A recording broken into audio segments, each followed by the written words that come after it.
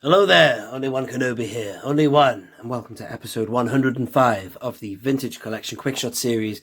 My series going through the entire Vintage Collection. If you are new around here, subscribe, of course. And this is where we're up to, and you know what? This is a great one. You know, it's a fantastic character, amazing card. I've talked about this so many times.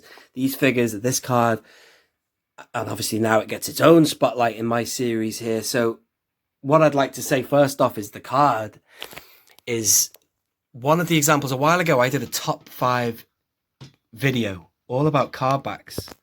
These guys are spinning. I'm gonna have to move them out of the way. Their weapons are getting in the way of the camera.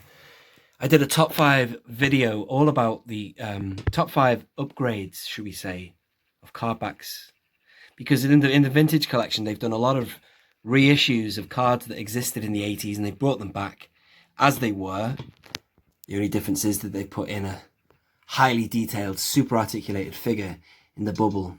So you've got a little bit of the new mixing with the old, but with this one, it's not the card back you got in the 80s, but however, it's a vastly superior upgrade, should we say. Obviously, there's a lot of people out there, and I'm one of them, would like to see the original card back, come back. If they were to bring back the Emperor's Royal Guard in the vintage collection, they could either keep it on the same VC number or give it a new number or whatever. Probably best to keep it on the same VC number, just make it an alternative, because this in a sense is a modern alternative. But that image in the, well, I like to call it the Tidarium Hangar Bay, is a great one. The other classic image of the Royal Guard is, I suppose it's fuzzier. This is a better image, but it's just good. It's a good choice. It's a bit like, you know, in the special edition, lots of people grizzle about certain changes in the special edition. It tampers with the classic. However, certain shots in the special edition are awesome. Like when the TIE fight, the X-Wings fly past on their way to the Death Star. That's an awesome upgrade, should we say, from what is a classic film that didn't really need to be changed. However, there you go. Let's go through the details. The Kenner badge there and the figure. And I have 2 on display for you to show you. This is the vintage collection one, and it was re-released in the Black Series, so that's why I've got 2 here. I've got the Black Series version and the vintage collection version. They are exactly the same figure, except for the texture of the soft goods. I've also set them up to show you the fact that this is 2 figures in one. You've got the Emperor's Guard, Royal Guard, as you see him there. My God, actually, you can just about see his nose. Amazing. Never noticed that before. Just thought it was a black Mandalorian style visor. So you can have him set up like that, or this other kind of comic style thing. I think it comes from a comic. Crimson Empire.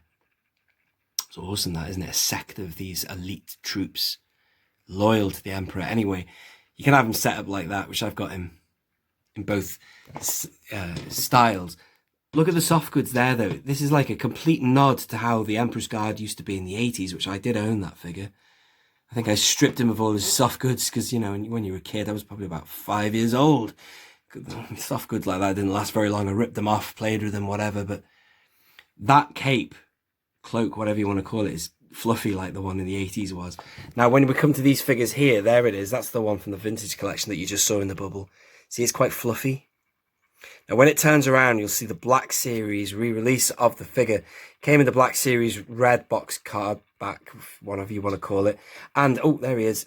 The texture of the cape is better, actually. It's more maneuverable. It's not as puffy. It clings better, hangs better. It looks more flowing, roby, as opposed to puffy. That looks like someone's like morning dressing gown, like I was wearing in a previous video. Anyway, so what I've done is I've set that one up just for the purpose of the video, like you can do it for the Crimson Empire thing. And he looks pretty cool. I'll take that soft goods off in a minute. I do want to show you what's underneath. There's a really cool Imperial cog, and there's the standard way of displaying him.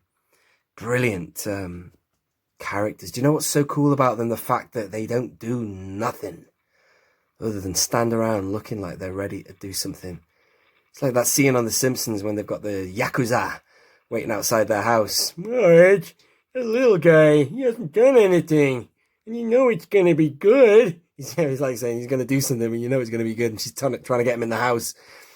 And these guys are so subtle, and you just... But anyway, the thing about the Praetorian Guard is you kind of see what these guys could potentially do themselves, just like get into action and kick ass, man, kick ass.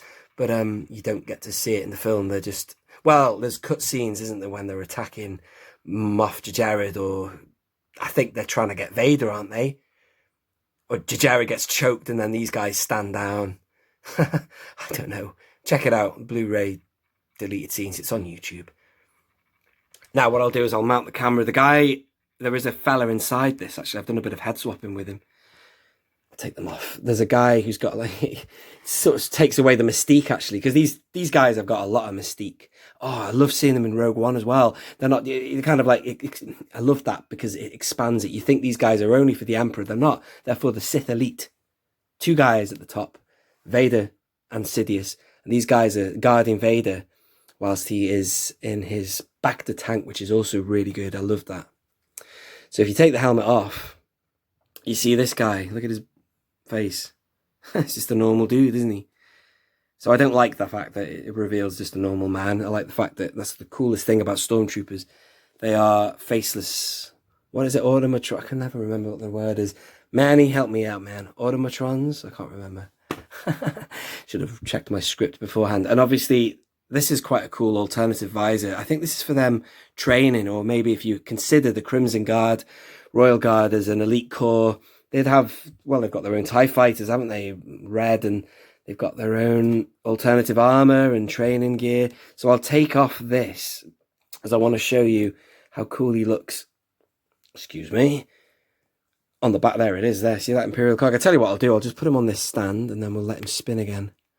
So it's a really good figure. It's going to be right up there. If I was to put all my favorite vintage collection figures and cards in order, this guy, these guys would be, you know, right up there. So here he is. Oh, he has got another bit of soft goods on the bottom there. It's quite nice. But that's what's cool. Look at that. It's like hardcore Imperials. Brilliant.